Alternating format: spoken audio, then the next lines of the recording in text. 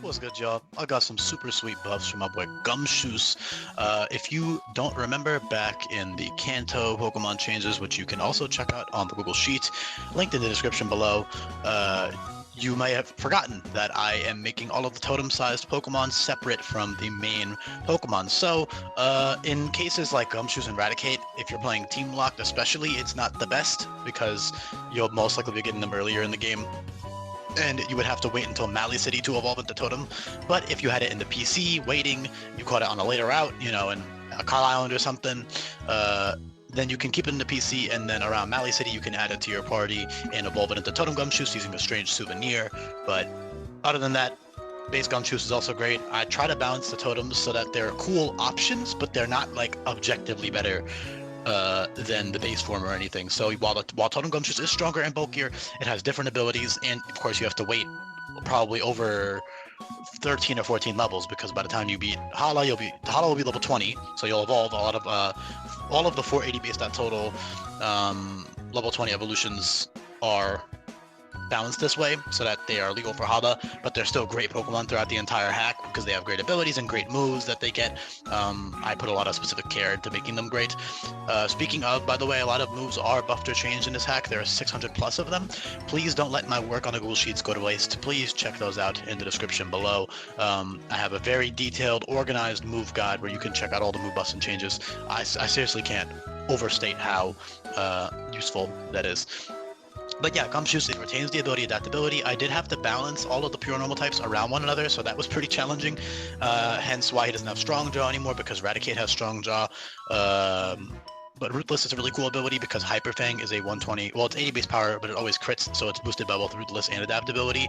And then there are a bunch of other moves that Gumshoos gets that either crit 50% of the time or guaranteed. So early in the game, very early by the way, because most Pokemon get the 50% crit moves in the 30s or even 40s, but Gumshoos gets them at 26. So you'll have Stab, Slash, Shadow Claw, and Laceration. If you slap a Scope Lens on your Gumshoos, which you'll have by that point in the game, you can get, those moves will go from 70 base power to 158 base power with Ruthless. So definitely worth it because it boosts coverage moves while adaptability only boosts your stab, and adaptability is actually weaker than Ruthless. Ruthless is a flat 50% boost. So for example, Ruthless Hyper Fang is stronger than adaptability Hyper Fang, just because of the way that damage calculation works.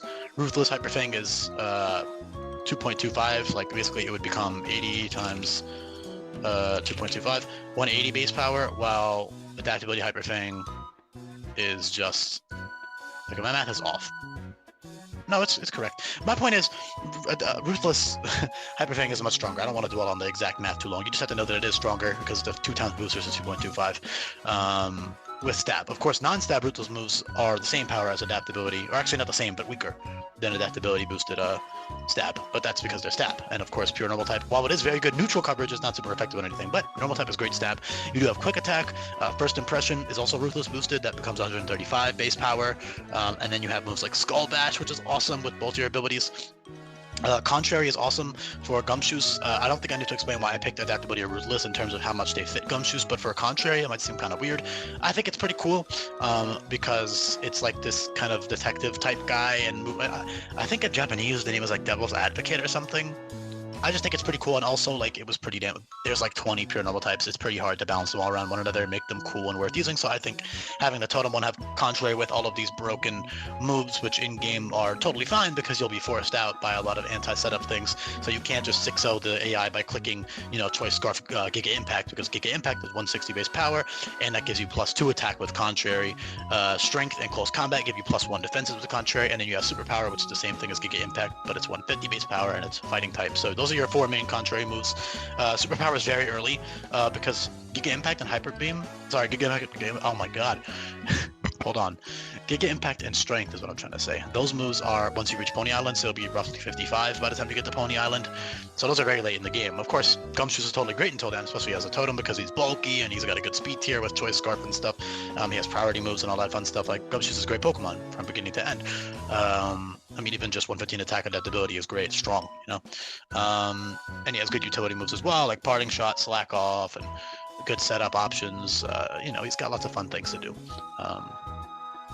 Also, Stone Edge is another rootless move. Stone Edge will always crit, so that is 80 base power, always crits. Great move for rootless sets.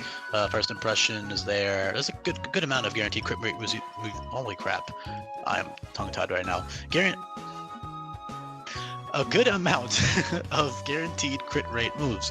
Focus Punch I recently changed to always crit as well. That's 120 base power, but it becomes 180 when it crits, so that's very cool on Gumshoos and all the other rootless Pokemon. It's also great with Hustle because it gives you an accuracy boost and it doesn't miss, but that's not relevant for this video. Although technically Young Goose does have Hustle. Early game, it's mostly just because I wanted an ability that was as good as Adaptability early game, up until level 20 before you evolve for Hala. You can just use that to boost up stuff like Pursuit and Hoodwink for Hala if you want, although that is risky. Especially if you're doing a Nuzlocke, that's like literally playing with death, because if you miss that Hoodwink, you're fucking dead. But yeah, definitely a good option for... I mean, it's not like the best thing in the world for Hala, but Hoodwink and Scary Face and stuff is good enough, and Quick Attack to like revenge kill things. It's not bad at all. Especially if you're playing Team Locked, like it's not going to be the end of the world. Although, and it will be evolved at that point, so you'll have a lot better bulk. You can actually take some hits as a Gumshoos for Hala. But yeah, Yawn is a great utility as well. Z Investigate is a cool little signature move. The reason I made that signature is because Foresight's animation has magnifying glasses in it, and it's a useless move otherwise, so I felt, why not make it like a cool little early boosting move for Gumshoos? So I named it Investigate because he's like a detective dude, and it gives him +3 attack, so at level 32 that's very strong. Obviously you have Swords Dance for later on, which is like weaker, but also doesn't take up your Z move slot and is reteachable, while Z Investigate is not because of the move relaner. Z Investigate 32 is a pretty cool option. You'll have that for Olivia and other, you know, How and Mali City. You can totally use like Z Investigate plus Quick Attack Adaptability and get some crazy kills going, especially because that's actually before the First Impression TM exists, so you can pretty much get a couple sweeps going early game.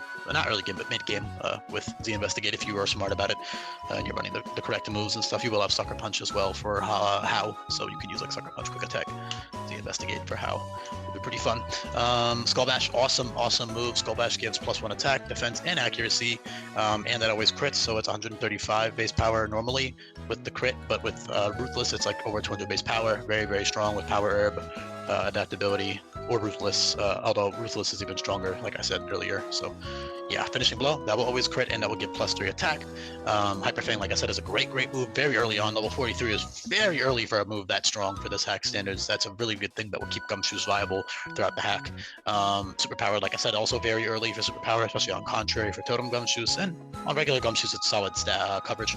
Because keep in mind that Superpower, while it drops your attack by 2, Hyper Fang will ignore that attack drop, so it's not like Superpower is bad on base Gumshoos or anything, because that's a really strong move for like Nanu, for example. You could use that, and then you could click Hyper Fang and ignore that attack drop, so that's a great option for Nanu as well, for both Totem and regular Gumshoos. And then you have level 50 as the Acclimate, which will change your type to match the move at the top of your learn set. And with your incredible coverage moves, you can become literally any type pretty much that you would want to become, with all types of crazy moves. Power Trip especially will get Stab with Adaptability, so you can use the Acclimate Adaptability with Power Trip, and you'll get +1 attack each time you click Power Trip as well. That is buffed, however it only has 3 PP, just so you can't 6-0 trainers with that. Although honestly, especially as a dark type, you would die to First Impression, so that would force you out regardless. So you'd have to be smart about when you click the Acclimate. You can't just click it and then now the AI is going to send in the First Impression Pokemon next because you're a dark type and you're weak to bug, you know, that type of thing. So you got to be smart with when you click that move. You can't just click it turn 1 and expect to win. Baton Pass is negative priority, but you could theoretically use that still to Baton Pass to an ally if you wanted to for certain fights. Yeah, and then of course Finishing Blow plus like the Acclimate is really good because at +1 all you're on either form, you're very bulky, very fast, and very strong. So the Acclimate is a beautiful option, and that's at level 50. So you'll be having that for Aether Foundation, which is very early on to get an Omni boosting move. So that's why I try to make, you know, Pokemon like this have really good moves earlier on, because these stats are still great. I mean, you don't even need those moves. It's just a good Pokemon in general, and it can totally work for the entire game. Even for the post game, it'll be fine. But moments like this is where the hack is balanced around Team Locked. So like obviously if you're not doing Team Locked and you're just switching Pokemon around willy-nilly, then yeah, you could add another normal type if you wanted to, but it's for people who are doing Team Locked Nuzlocks or just Nuzlocks and don't want to sack or box Pokemon, you know, then you can use Gumshoos as long as it lives for, which is fun. Very good option throughout the whole game. Yeah, great coverage, very powerful normal stab with adaptability, very powerful moves with Ruthless. good speed stat. The speed stat is probably a little bit late in the video to cover this because anybody who gives a shit about this is not going to listen this far. But the speed stat, it's slightly high for what Gumshoos is, but he is a mongoose. Mongoose, you know, are pretty quick, speedy little guys, and he needs at least 90 speed to be like worth using. At least 90 is like pretty fair in my opinion, especially for this hack standards. You can check out a speed tier guide. I'll even switch to it real quick to show you. Base 90 is not what it used to be. Base 90 is still fast, especially with a choice scarf, or you know, of course, not to mention every Pokemon gets priority moves. But yeah, you can check out the speed tier guide if this would load, and you can see right here all the other base 90s. I think he fits right in with these guys. You know, he seems like he can run around on all fours pretty quickly, even though he is standing in his model. Yeah, all right. I'll be back for more Alola buffs and changes coming up. Hopefully you enjoyed this one. I know a lot of people don't like Gumshoos. I kind of don't either, design-wise, but I would love to use him in this hack. He's got a lot of really cool things to work with. So, yeah, thanks for listening.